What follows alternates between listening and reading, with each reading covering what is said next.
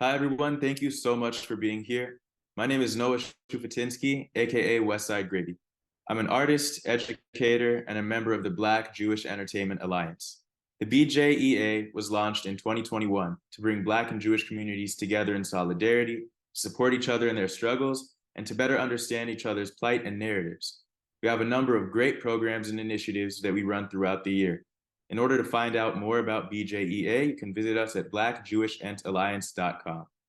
Now, today we have two great guests. I'm going to spend the first part of the session in conversation with them and then take questions from all of you. So please feel free to leave questions in the Q&A function of the chat, and I'll try to get to as many of them as possible. To introduce my first guest, Khaled Toameh is an award-winning Arab-Israeli journalist and TV producer who's been covering Palestinian affairs for more than 3 decades. He has worked for several media outlets in Israel and abroad, including the Jerusalem Post and NBC News. He's currently a senior fellow from the Jerusalem Center for Public Affairs and the Gatestone Institute in New York. Welcome, we're so happy to have you today. And for our second guest, Yaakov Katz is an Israeli-American author and journalist. Between 2016 and 2023, Yaakov was editor-in-chief of the Jerusalem Post, where he continues to write a popular weekly column. He's currently a senior fellow at the Jewish People Policy Institute, and he's the author of 3 books: Shadow Strike Inside Israel's Secret Mission to Eliminate Syrian Nuclear Power, Weapon Wizards, How Israel Became a High-Tech Military Superpower, and Israel versus Iran, The Shadow War. Prior to taking up the role of editor-in-chief, Yaakov served for 2 years as a senior policy advisor to Naftali Bennett during his tenure as Israel's Minister of Economy and Minister of Diaspora Affairs. In 2013, Yaakov was one of 12 international fellows to spend a year at the Nieman Foundation for Journalism at Harvard University. Originally from Chicago, Yaakov has a law degree from Bar Ilan University. He lives in Jerusalem with his wife Chaya and their 4 children. Thank you both for being here tonight. We're really looking forward to having a really productive conversation. And I want to start it out by asking a question of the both of you to try and sum up and give your perspective on what you think was the context and the catalyst that's really important for everyone to understand about the Hamas attack on Israel on October 7th, and then the war that's ensued since. Who do you want to go first? Yeah, whichever one of you wants to tackle this big topic first. Khaled, please, you go, you start. Okay. First of all, thank you for having me. You know, as someone who has been covering Palestinian affairs for over 30 years now, and as someone who has been following Hamas from day one, literally from day one, I was sitting at the press conference in Gaza when Hamas was established. I can say that I was both surprised and not surprised by what happened on October 7th. Now, let's start by why I was surprised. I mean, there are 2 things that basically surprised me by this attack. Number 1, the scale and the scope of the attack. You know, I didn't really think that, you know, Hamas would send hundreds, if not thousands of people to invade Israel, to commit all these atrocities. So that was number 1. Surprise number 1. Surprise number 2 was the magnitude of the atrocities that were committed. You know, it's not that Hamas was a peaceful movement, and it's not that Hamas was not carrying out suicide bombings and terrorist attacks in the past, but here we saw something different. Here we saw Hamas on a murder spree to kill. I mean, I don't really have any explanation other than they came to kill. The old, the young, Muslims, Jews, anyone in their way. And, you know, this is what also surprised me. You know, I was listening to some of the statements they were making on GoPro.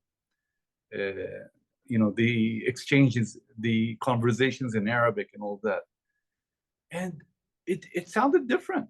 It actually sounded as if these were really ISIS people. The terminology, the you know, I mean, they really sounded it reminded me of the chants and the slogans of ISIS. And this was, a surprise for me. So, one more thing that also surprised me was the timing of the attack. It actually came at a time when, Israel had given permits to more than 17,000 Palestinians in the Gaza Strip to come and work inside Israel, almost unprecedented in recent years. It came at a time when we all thought that, Hamas was not really interested in another round of fighting. It came at a time when we all thought and believed that Hamas was deterred. We were told that, Hamas is not going to attack because they have a lot to lose. Look, the situation in Gaza is improving. The economy is improving. Israel has eased restrictions. The Egyptians on the other side of the border had also, eased restrictions, allowing more people in and out of Gaza. So, if you want, these are the three things that surprised me by the Hamas attack, or by what happened on October 7th. The scale of the attack, the atrocities, and the timing. Now, why was I not surprised, on the other hand? Because this is Hamas. Hamas actually did what they have been saying they will do for many, many years, actually from day one. And Hamas's goal, I don't need to remind you, Hamas's goal is very clear. They've been very consistent. I actually give them credit for being honest and consistent about their message. And from day one, they have been saying, we do not recognize Israel's right to exist. This land, all of it, is Muslim-owned land. We want to replace Israel with an Islamic state, and we will do that through jihad. This is what their charter, their original charter of 1988, openly states, that the goal is to wage a jihad against Israel. And they're saying, look, this is all. I interviewed the founder of Hamas, Sheikh Ahmed Yassin, probably 12 times, if not more. And I remember in one of the interviews, I asked him, under what circumstances would Hamas accept the presence of Jews in this part of the world? And he said, look, we have no problem with Jews as Jews, but we are ready to allow them to stay here only if they and non-Muslims agree to live under an Islamic regime. If they accept that, they are welcome. If they don't accept it, it's jihad. And we've seen since 1988, Hamas waging a jihad against Israel, carrying out countless terrorist attacks, rockets, suicide bombings. So they have been loyal to their charter. They have been loyal to their statements. Another reason why I was not surprised was because in the past few weeks leading up to this attack, we saw Hamas holding drills in the Gaza Strip, openly saying, these drills simulate an attack or an invasion into Israel, occupying Israeli communities. They were also talking about, and I published this several times in the Jerusalem Post, and Yaakov Katz, my former boss, can testify, how many times did I publish threats by Hamas to kidnap Israelis, to release prisoners? How many times did I publish threats by Hamas to wage jihad against Israel, to liberate Jerusalem, to liberate the Al-Aqsa Mosque? So this is another reason why I was not surprised, that they openly said it in the weeks and months leading up to this attack. Some people are nowadays talking about Hamas's deception. And I reject that. that phrase, by the way, or that argument. I don't think Hamas deceived anyone because Hamas was, they were very frank, they were very honest about their intentions. I never heard Hamas say we will accept the two-state solution. I never heard Hamas say we will abandon the jihad against Israel or anything like that. So I don't see where the deception argument or claim comes from.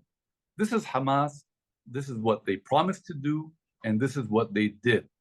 So we're probably talking about self-deception.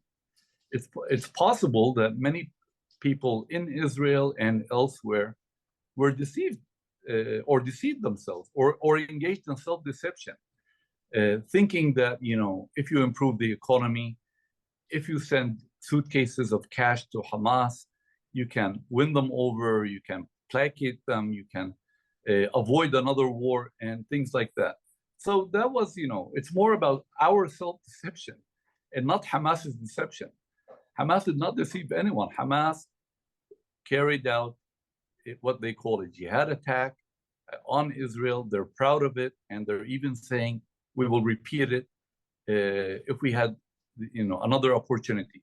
There will be more October 7th, as one Hamas official, Ghazi Hamad, said in Beirut almost immediately after the attack. Now, when I look at the larger context of this whole attack, and I look at the Palestinian situation in general, it does not really surprise me because this is the direct result of decades of incitement against Israel. Incitement, by the way, not only by Hamas, but also by the Palestinian Authority, by Palestinian Islamic Jihad, and by other Palestinian groups. I've been saying this again for some time now. I believe that as a result of this incitement, the Palestinians have raised an entire generation on the glorification of suicide bombers, terrorism, jihad, and messages like death to Israel, death to America. And this is why, when you look at the public opinion polls right now, in the aftermath of the October 7 attack, you see that many Palestinians either support it or justify it or think it was okay, to do it, or as being part of the national liberation process and things like that. So the incitement has always been a problem, and it's continuing, by the way. It started long before October 7th, and it's continuing now after October 7th. And if we don't find a way to deal with this incitement that is taking place in the mosques, in the media, in the rhetoric of the leaders, and literally on the wall, then I'm afraid that, you can destroy Hamas, but you will never destroy Hamas's ideology. It's there. And that's also why I still cannot find, we're like 60 days now into the war. I still can't find one Palestinian Authority official in Ramallah who will agree to condemn what happened on October 7th. Why can't Palestinian Authority officials condemn the attack? Because Palestinian Authority officials themselves have radicalized Palestinian society, Palestinian people against Israel to a point where they can no longer criticize terrorist attacks against Israel. So the issue of incitement is a major factor over here, and sadly, it has been ignored by many people in the West and some people in Israel who did not take these anti-Israel messages seriously. I always took them seriously, by the way, because I happen to understand Arabic. And when you listen to these messages in Arabic that are being broadcast on Hamas, on Palestinian Authority media outlets, you see that that these are actually calls for jihad, for killing Jews, that this incitement has turned Israel, in the eyes of many Palestinians, into one big settlement that needs to be uprooted. There's a total denial of any Jewish history. There's a total denial of any Jewish links to this land. There's an ongoing and escalating process to delegitimize Israel and even demonize Jews. And I talk to many people. I travel to Ramallah probably twice a week, Bethlehem and other Palestinian cities. And you would be surprised that, that the ordinary Palestinian also does not want to speak out against what happened on October 7th for a number of reasons. One is probably they're afraid of the Palestinian Authority or Hamas, but also because many Palestinians, and this is, I say this very regretfully, many Palestinians think that it's okay, that Israel deserves it, that this is, a result of Israeli occupation, and it's a result of the closure or the blockade on the Gaza Strip. More recently, by the way, we've moved from the stage of, trying to justify what happened on October 7th to denial of what happened on October 7th. Again, I meet many Palestinians, and when I tell them about the atrocities and what happened on October 7th, they look at me and they say, "You really believe the Jewish propaganda? You really believe that women were raped? And you really believe that Hamas killed babies and that Hamas killed Muslims?" No, it's the Israelis who did it. So, we have a problem. It's become a cultural problem, and it needs to be tackled. And I've in my meetings with U.S. officials and European officials over the past 6-7 weeks, I've been urging them to focus on the education. And when I say education, I'm actually talking about the indoctrination.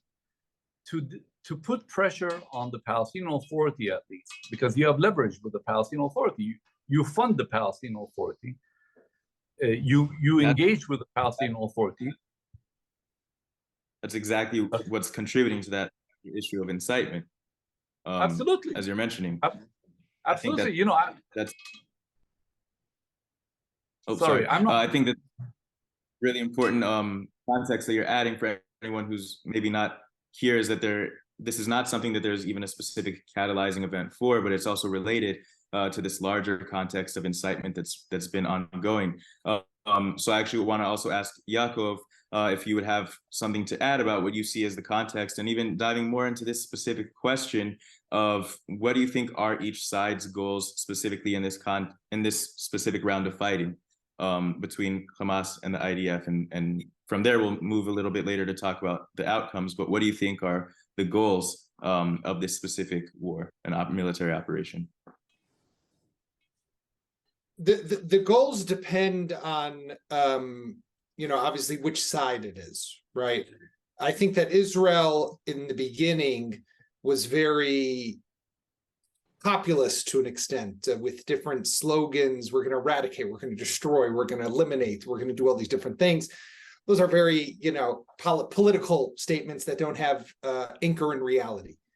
What's changed now, 60 days into this war and already about, I'd say, 6 weeks on the ground in Gaza, is that Israel now has clearer understanding of what's possible, what it can achieve, and more of an idea, I think, of what it wants. How to get there is still going to be a bit complicated.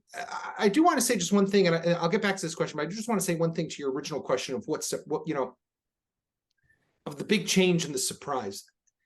See, unlike Khaled, I don't speak Arabic, I don't read Arabic, I don't interview people in Arabic, but I do a lot of that in Hebrew. So I was meeting with all the Israeli politicians, I was meeting with all the Israeli Defense Forces officers, and everybody in this country had fallen in love with this illusion, this myth, that we can contain Hamas, that high fences make good neighbors, or good fences make good neighbors, whatever the saying is. And we can just throw money at billions of dollars at an underground concrete barrier to stop tunnels, and an above ground remote control guns and sensors and drones and radars to prevent infiltrations. I mean, think about for a moment, everybody here I'm sure knows what Iron Dome is, right? Incredible, missile intercepts missile. What were we thinking, even developing Iron Dome to begin with, right? It's crazy. Why would any country develop a system to protect it from missiles? It should be eliminating the source of those missiles. Do you know that in Israeli, I was speaking with a real estate developer from Chicago today. And I said to him, oh, tell me, do you have a regulation in Chicago? I'm from Chicago. Do you have a regulation in Chicago when you build a building that you have to have with a mamad? He said, what's a mamad? I said, mamad in Hebrew is a safe room, right? According to Israeli construction laws, any building that's built has to be built with a safe room. Show me one other country in the world, just one, where you have to build a building with a safe room. Does not exist. We were crazy. We fell in love with this idea that, yeah, they'll build missiles, we'll build safe rooms. They'll build rockets, we'll build an Iron Dome. They'll build tunnels, we'll build an underground wall. Think about it for a moment on a larger strategic level. We did this, we brought this upon ourselves. They told us all along, as Khaled explained, they want to kill us, they want to eradicate us, they want to kidnap us, they want to rape us. And what did we say? No, they don't mean it. They just want more money. They just want us to let in more workers. They just want us to, they need to vent a little. They're just venting. They're firing a few rockets. They got to vent. They got to remind the world that there exists. So they got to vent a little. We'll just let them vent. They surprised us in the scope and the scale, in how barbaric it was, of course. And we were totally unprepared. It's a separate issue that has to be dealt with, and there needs to be a reckoning for what went wrong. But if you think about it for a moment, Noah, they told us all along what they were going to. They knew it. They said it, and we just said, no, we don't believe you, right? I mean, it's our fault to an extent. They made it clear what they want to do, and we pretended that they weren't telling the truth of what they wanted to do. But here they did. They told the truth, and they did it. So I think that ultimately, what happened here for us, we had a wake-up call in this country. That illusion, that myth has been shattered. And now the question is, what's going to happen? What comes next? The coming next is so vast also, because what you need to understand is what happened on October 7th will have such large-scale, long-term ramifications for Israeli security. Let me give you one example, okay? For years, we've been talking about the two-state solution. I've been a proponent of the two-state solution, right?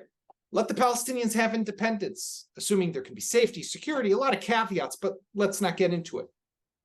Now, one of the conditions from the Palestinian perspective is that Israel will withdraw from what's known as the Jordan Valley, right? Khaled and I wrote a piece recently for The Hill, a website in Washington, D.C., read by a lot of members of the Congress.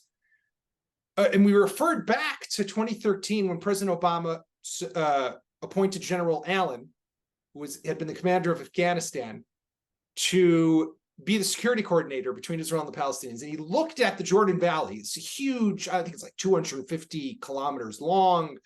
It's the border between Israel and Jordan. It's the whole eastern front. Maybe, when I say 250, it's probably like 600-700 kilometers long. It goes all the way from Eilat all the way up to the Golan. And Allen said, no, Israel can withdraw. We'll give you drones and sensors and the cherry at the top. We'll give you access to American satellites. You tell me, Noah, today, after what happened on October 7th, can Israel ever walk away from the Jordan Valley? So what does that mean for, at least not for the next couple of generations? So what does that mean for the future possibility of peace with the Palestinians? We have to change the whole way we look at things now. What did we do in terms of military service? What does this mean for the length of military service? We had been in a direction. I wrote a piece the other day in Newsweek. The whole trend had been to cut service, go from 3 years for men down to 2.5. Now we're going to have to go back up to 3, if not more, right? So what there's going to be so many long-term ramifications. Getting back to your question of what Israel wants and what Hamas wants. Hamas, at this point, the understanding again in Israel, Khaled probably could tell you more about this, but I think at this stage they want to survive, right? They want to survive. They want to be able to live another day. They don't want to be, the leaders don't want to be killed. And that's what Israel is after to a large extent. And they want to retain some of their infrastructure, and they want to remain the governing entity in Gaza. And to do that, they need to survive. What is their insurance card potentially? The hostages. They still have 137, 138 of hostages. And the fact that they continue to put the civilians at the forefront, and many civilians, unfortunately, are getting killed. We cannot ignore the fact that a tragedy is unfolding in the Gaza Strip. The numbers that you're all hearing, don't believe a word of them, because they all come from Hamas. However, you can't ignore that there are thousands and thousands of people who have been killed, and thousands of civilians who have been killed. But who's to blame for it? It's not about the numbers, it's about who's to blame. And the side to blame here would be Hamas. What does Israel want out of it? Israel wants to see Hamas no longer in governance in Gaza, would like to see Hamas destroyed, but I don't know what that means. So it wants to see a degradation of its capabilities. Again, what exactly does that mean? I've heard senior military officers talk about, we're going to destroy 70%. Okay, that's nice, but I don't know when you get to 70%. And also what they have 30% the day after. A decisive victory here is not going to be easy. If they were to, for example, be able to kill Yahya Sinwar, the top leader, Muhammad Def, another top leader, that would be cutting off the head, would be able to give some sort of victory image that you could show the public here. We knocked off the head. Now we have eliminated Hamas, in addition to all the destruction and taking away their weapons and killing many of their fighters.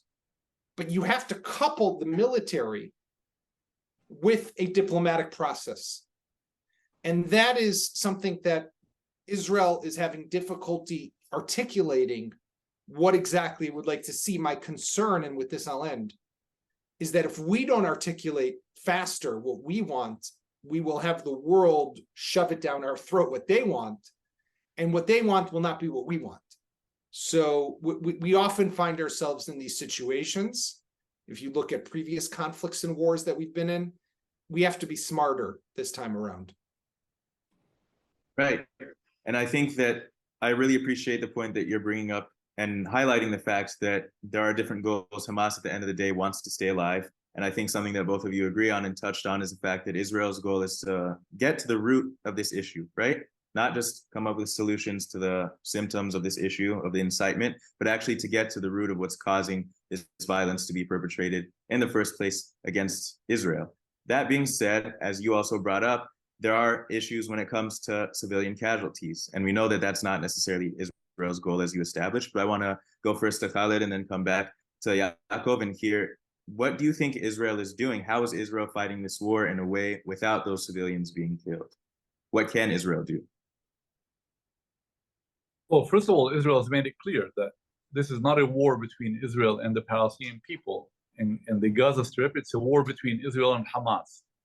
So, that's a nice statement. I would like to see Israel, make sure that civilians are not harmed, less civilian casualties. I know it's very difficult because Hamas is operating amongst the civilian population. Hamas is firing from schools, they're firing from hospitals, they're firing from residential areas, and that makes it very difficult to avoid, civilian casualties. It is a tragedy, as my friend Yaakov Katz said. Yes, thousands of civilians have been killed. Is Israel doing it intentionally? I don't buy that Israel is doing it intentionally. Israel is there to eradicate Hamas. I hope they will be able to finish the job, with a minimum harm to civilians. We also saw that Israel has been asking civilians to move out of the residential areas, out of their neighborhoods before the incursion, before entering these areas. We're talking about more than 1 million Palestinians who have become displaced in the Gaza Strip. They've moved to the southern Gaza part of the Gaza Strip, and that's also a tragedy. Palestinians are calling it the second Nakba, the second catastrophe. Nakba is the word that they use to describe what happened to them in 1948, when hundreds of thousands of Palestinians were displaced as a result of the establishment of Israel during the independence war in 1948. And, looking at the scenes coming out of Gaza, the videos and all that, you can see that it's really a big tragedy. There's a lot of damage. We cannot deny that there's a lot of damage to civilians, and many civilians have lost their homes. And I personally, it breaks my heart to see that. But then I ask myself, why is Hamas putting all these people in harm's way? Why is Hamas building tunnels under their homes? Why is Hamas using some of these people as human shields? In the past few days, by the way, I've been following social media accounts inside Gaza. And more Palestinians are beginning to direct their anger against Hamas. They're saying, was this really worth the cost? I mean, why doesn't Hamas just release these Israelis they have? We have thousands of people killed in Gaza. More than 60% of the homes have been destroyed in Gaza. So why not?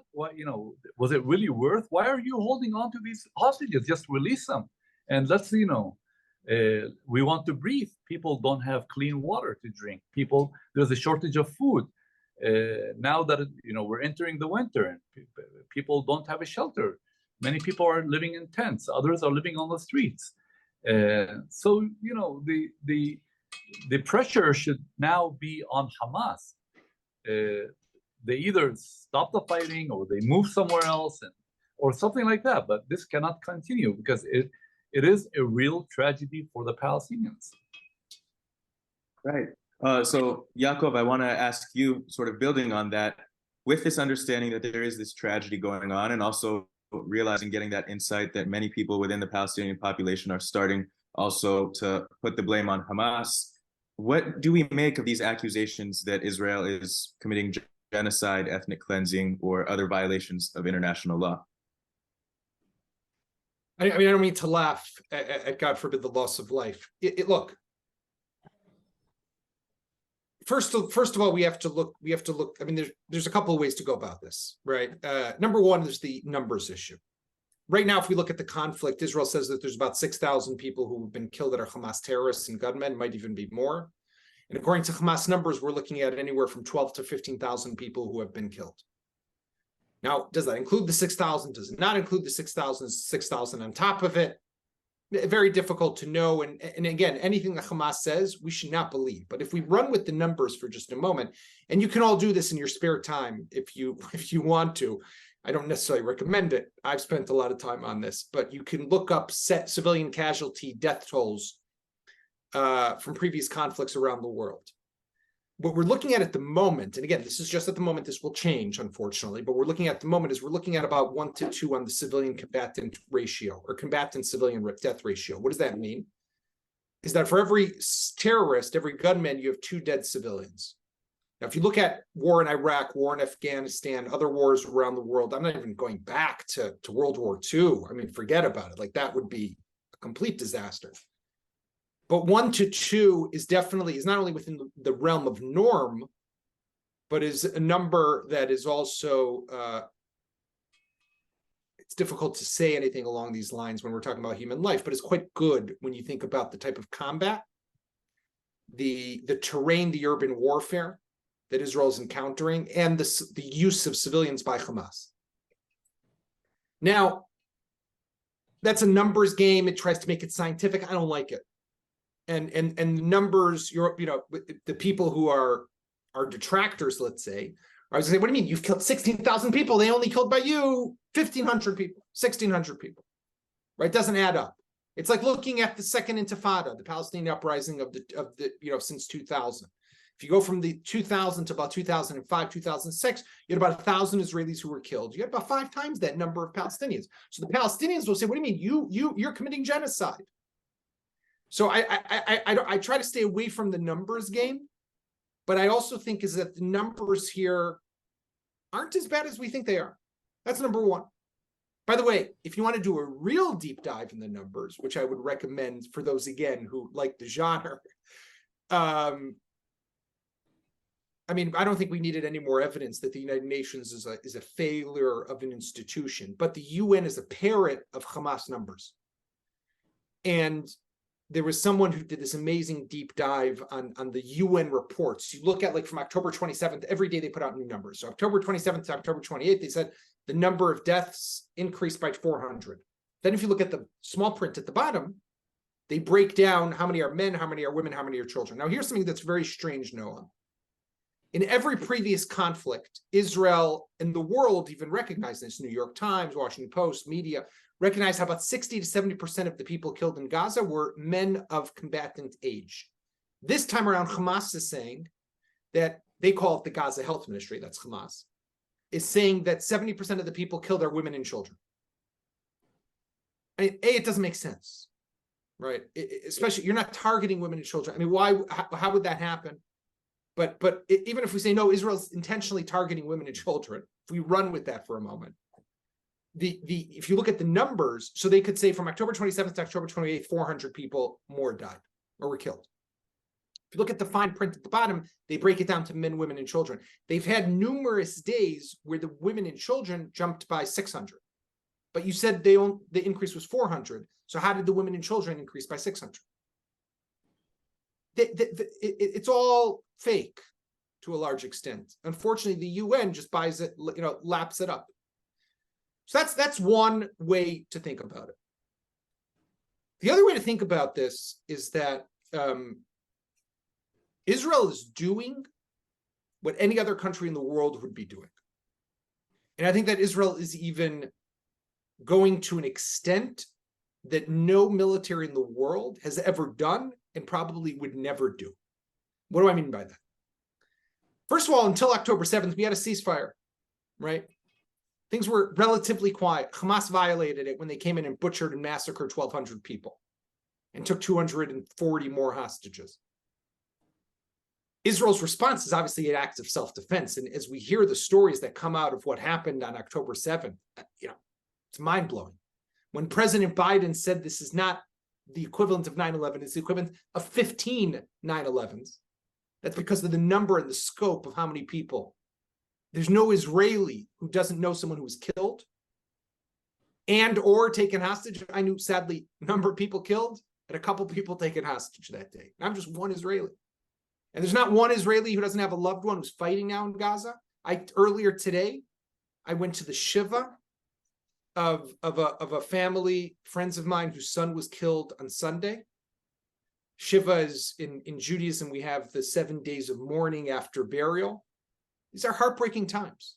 But we didn't want this conflict. On the contrary, we wanted to give more money and let in more workers.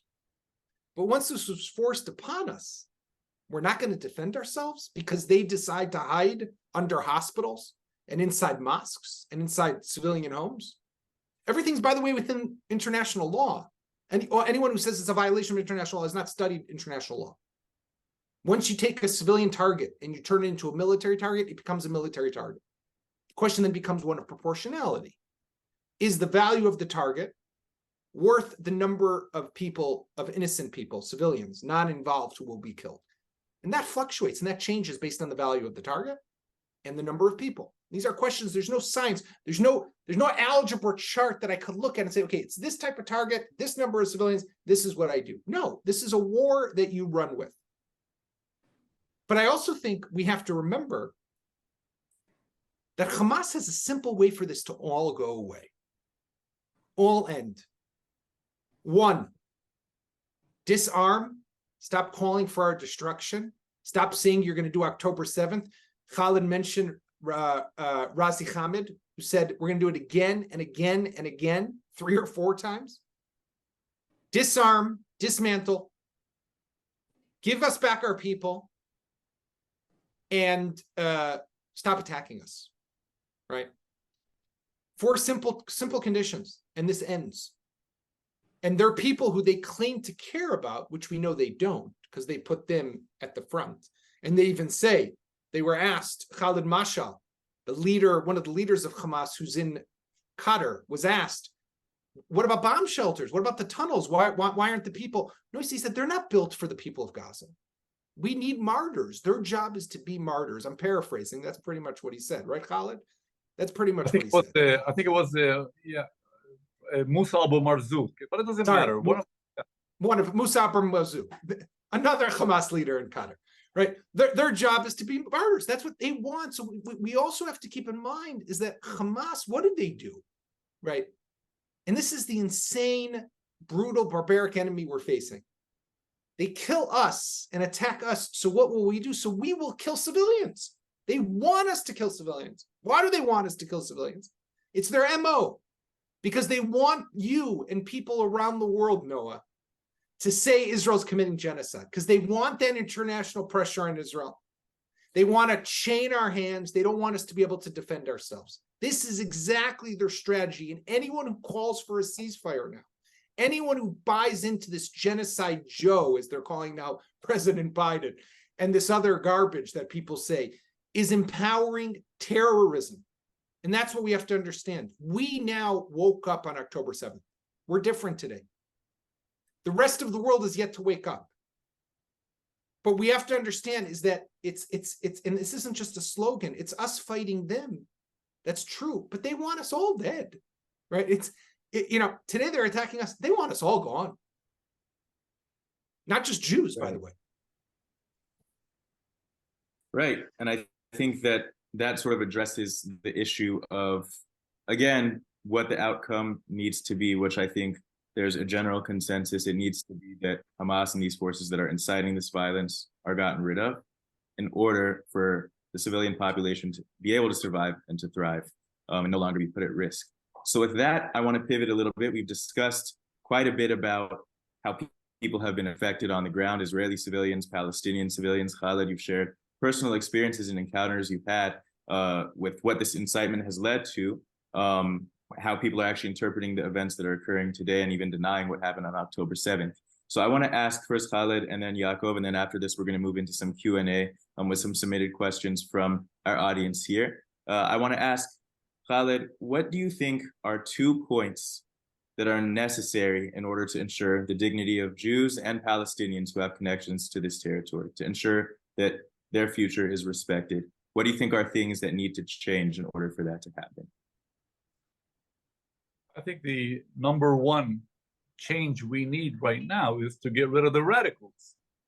And when I talk about the radicals, I'm referring specifically to the radicals on our side. Hamas, Palestinian-Islamic Jihad, these are Iranian proxies. They're not operating, out of a vacuum.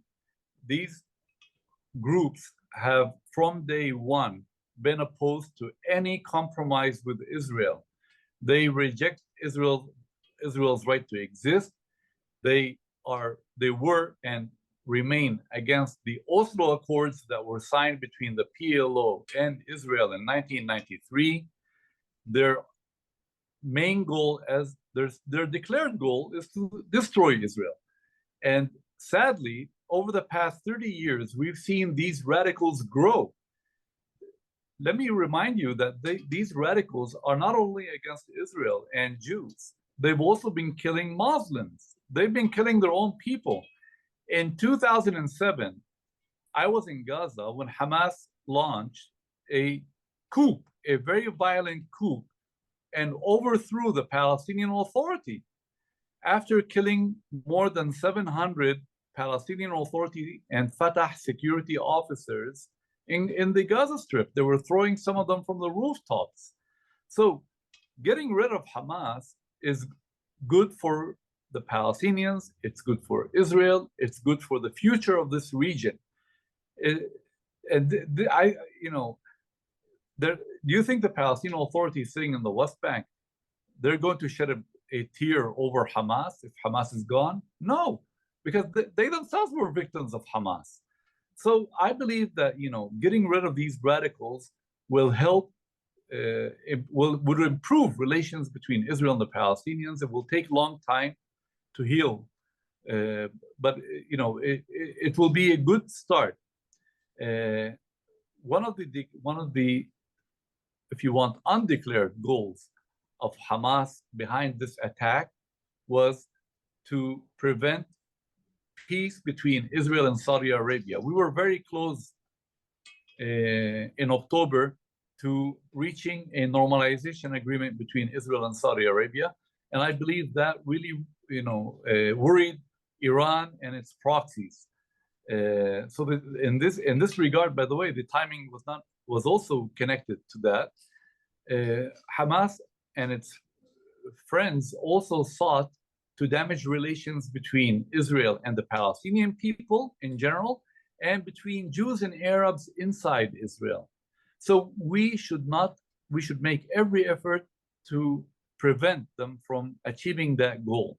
We want to build bridges between Jews and Arabs over here and not destroy bridges. Thank you. Yaakov, what do you think are some main things that need to be done to ensure the dignity of Jews and Palestinians who are living here on this land? For what do you say at the end? I'm sorry, I missed that. Who are living here on this land and have a connection to this land. Look, I think that we have to change the perception of what coexistence means today. I think that unfortunately, the results of October 7th are going to be a total shift here in Israel in terms of politics, a turn to the right.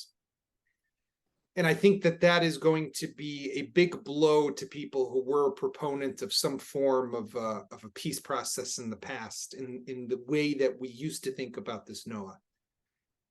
And that's why I think that if we want to be responsible and realistic, we have to think of what's happening here, and we use different terms today, and look at the situation through a different lens.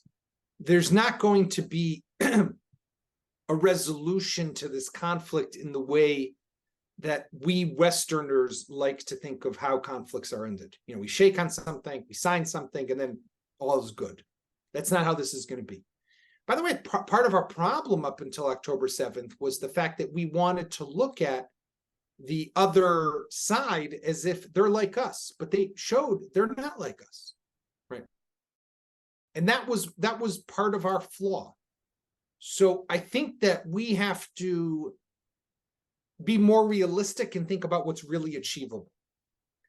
What's achievable to me is better security guarantees, better security deployment, ensuring first and foremost that Israelis can live in safety and security as much as possible.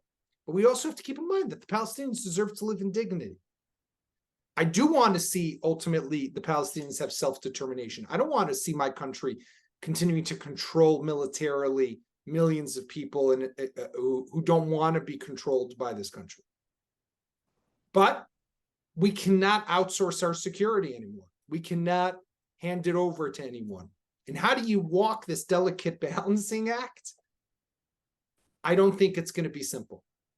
What we need is new leadership on both sides, including our side, but definitely also on the Palestinian side, but people who can understand that there are certain goals that are achievable, and they are steps that could lead towards a full, comprehensive resolution. But it's not going to go top down in the way we used to think. It's not going to be we're going to sign a treaty and everything's going to be okay. No, we need to de-radicalize. We need to change to the Palestinian education system, which incites to kill me. The Palestinian Authority has laws on their books that incentivize my murder. If they murder me, they get paid money. How can you make peace? Would America make peace with Mexico if Mexico had a law that said we will pay anyone who kills an American? That's crazy, but that's what they're doing. Would you have diplomatic relations with Canada if Justin Trudeau was paying a salary to every Canadian who murders an American? Of course not. You'd be bombing the hell out of Canada.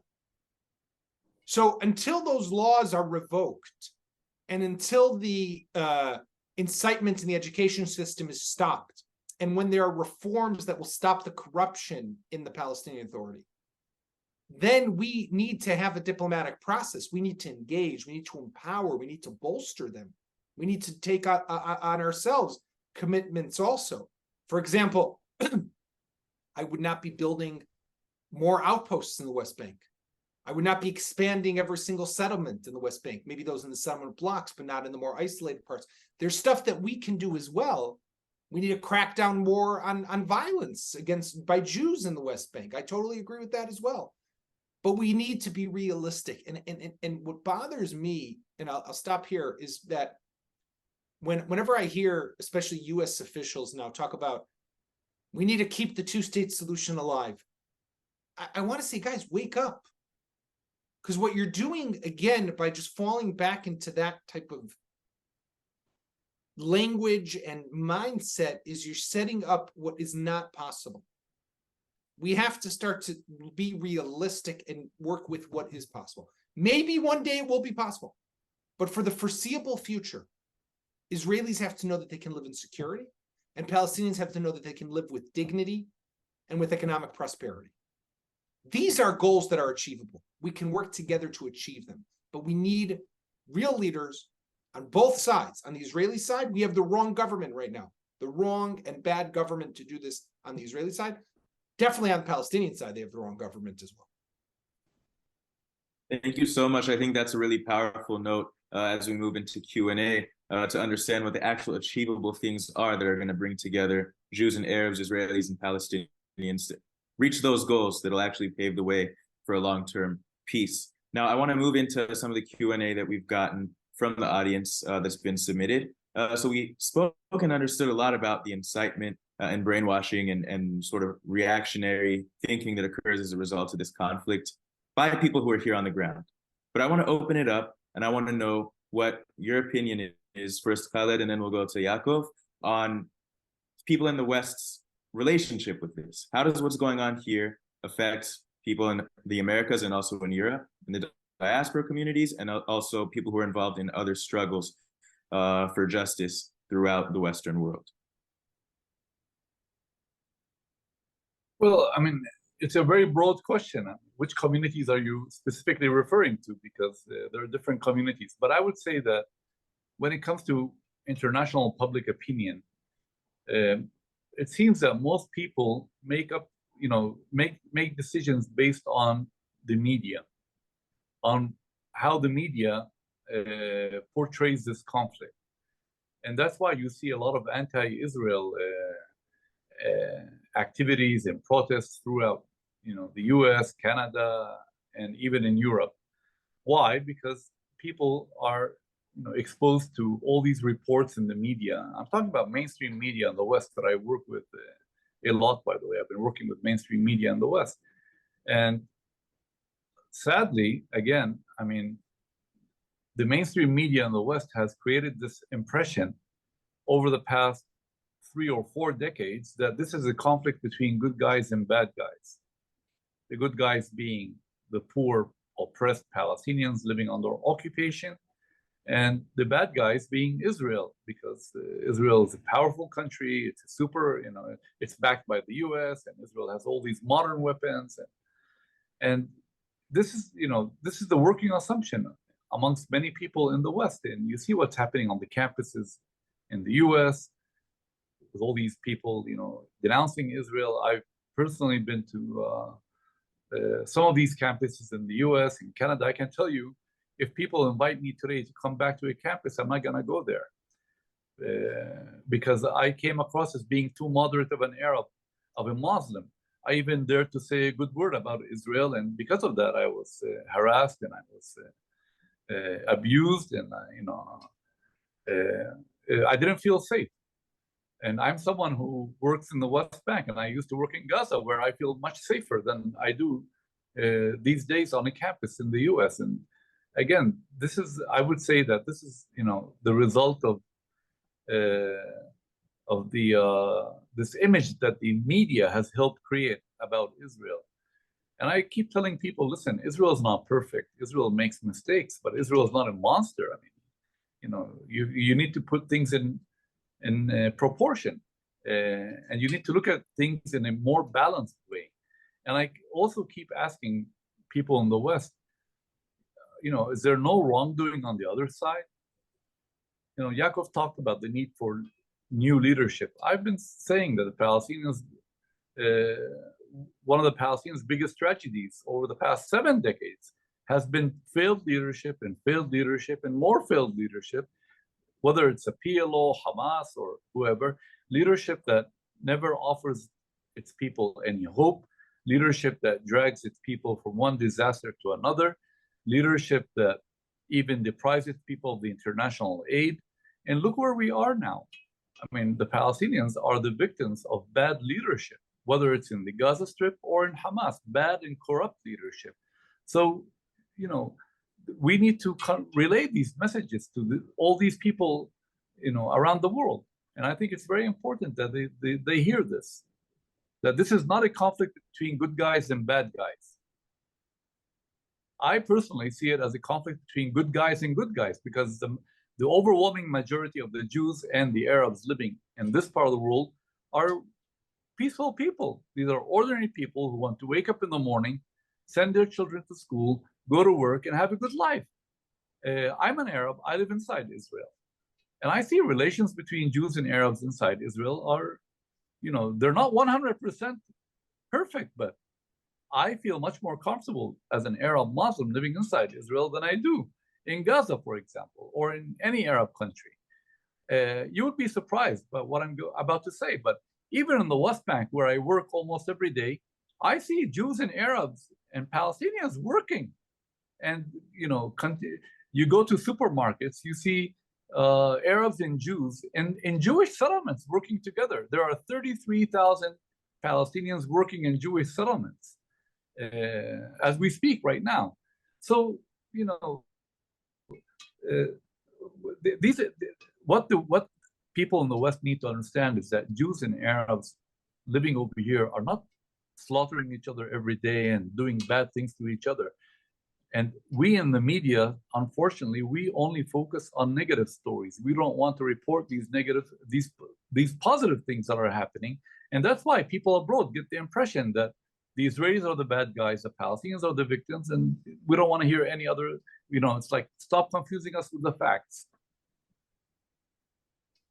Thank you so much, Khaled. And I think it's also important to note, my first time ever hearing you speak was actually when I was a university student, and I'm very familiar with some of those tropes that you brought up about your experience talking to students. On the same thread, this is also a follow-up to that same question from the audience. Yaakov, I want to ask you what you make of one of these common tropes, that Israel is that bad guy, as you mentioned, is a common trope, Khaled, because they're a white settler colonial state. That's something that we see all over social media, especially in my generation and younger. It's very common in a lot of different social movements.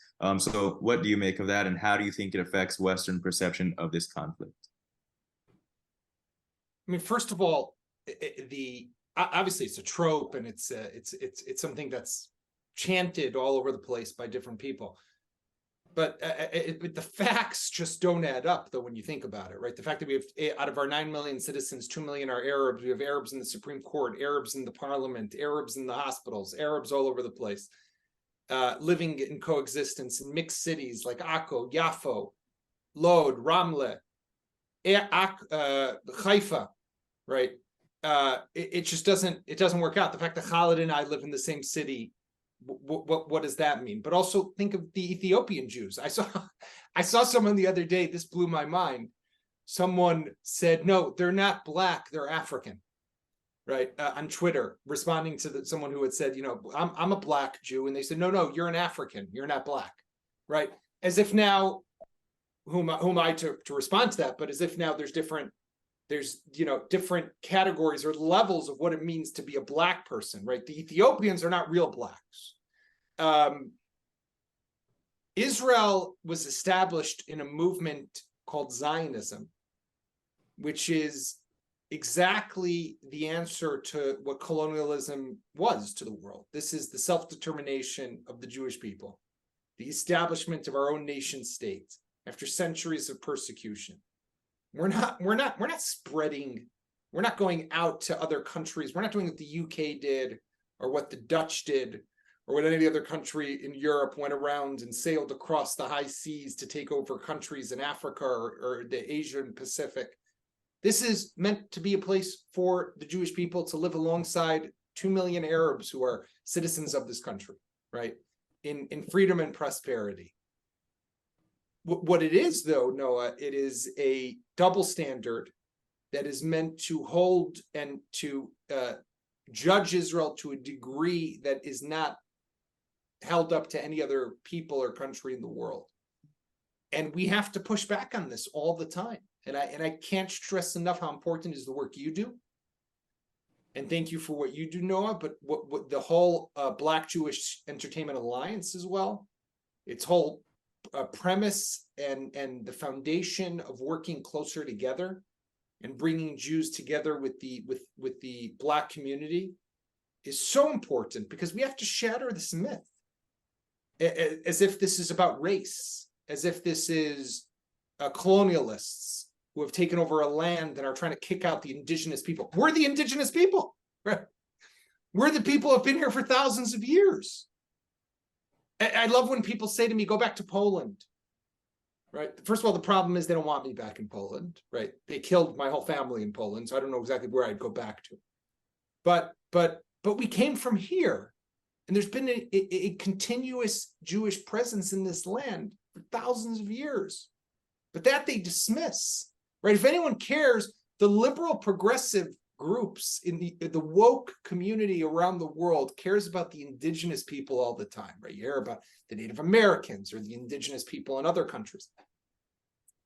They protect them. They stand up for them.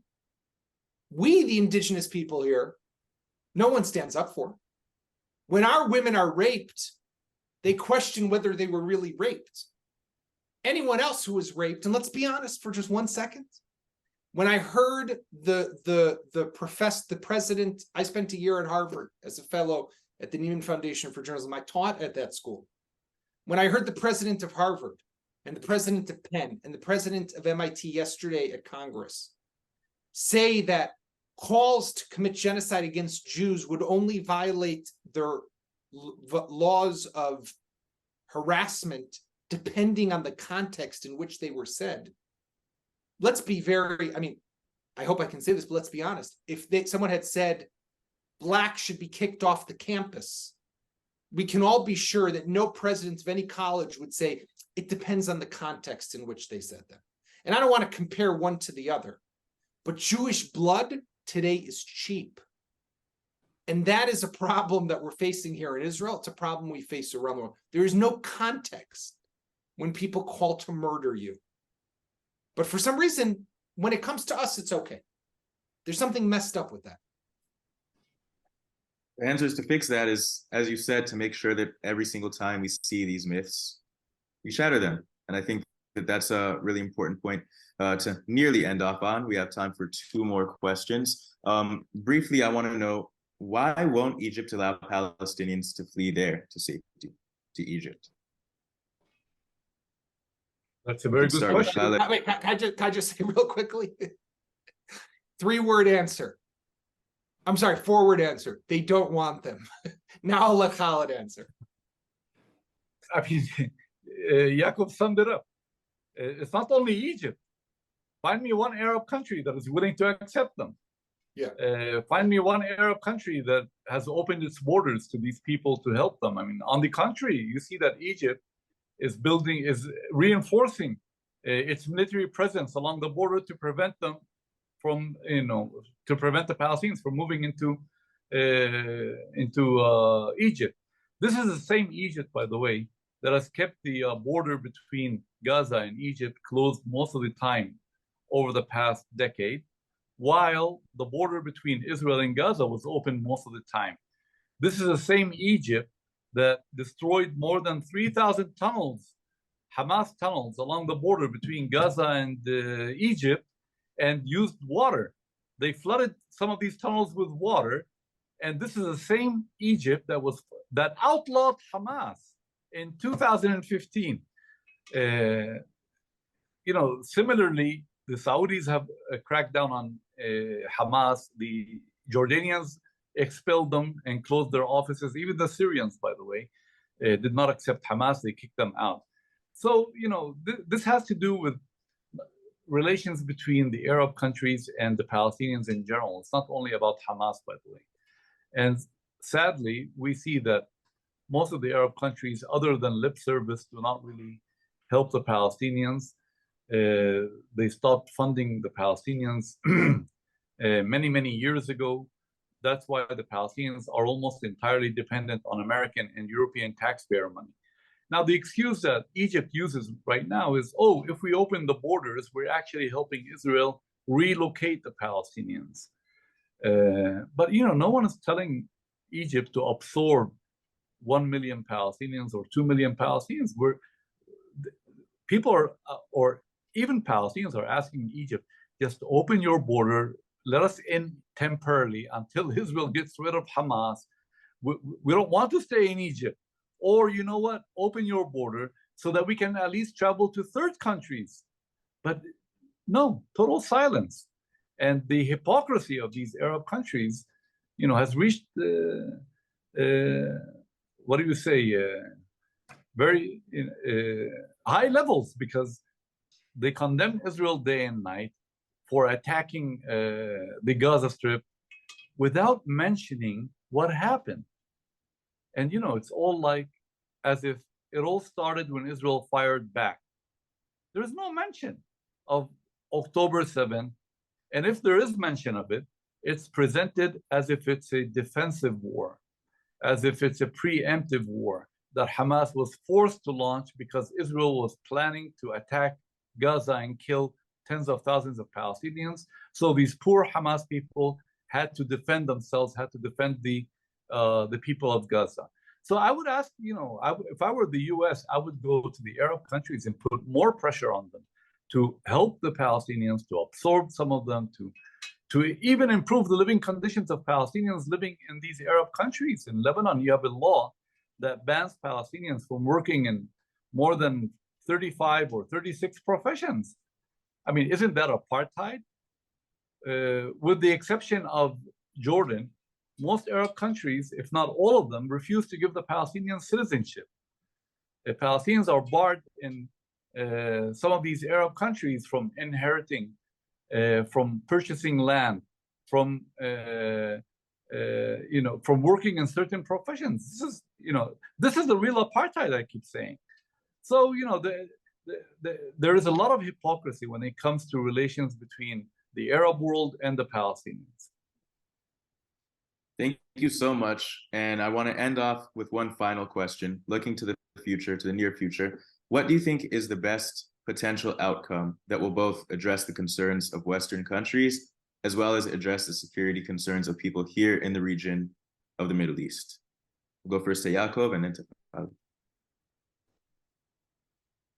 Look, I mean, what are the best ways to address the security concerns? In general, after this war is over, when it comes to the Gaza Strip, if Hamas is gone, these goals are achieved. In what way is Israel going to be able to ensure that its security concerns are met, as well as the security of surrounding nations, but also the Western world will continue to support it?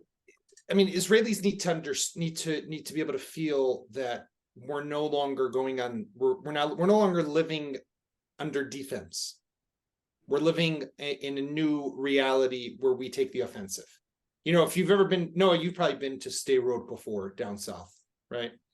And I'm sure other people on this call have been there as well. There's a school in Stay Road that cost 150 million shekel to build. It's about the $40 million, right?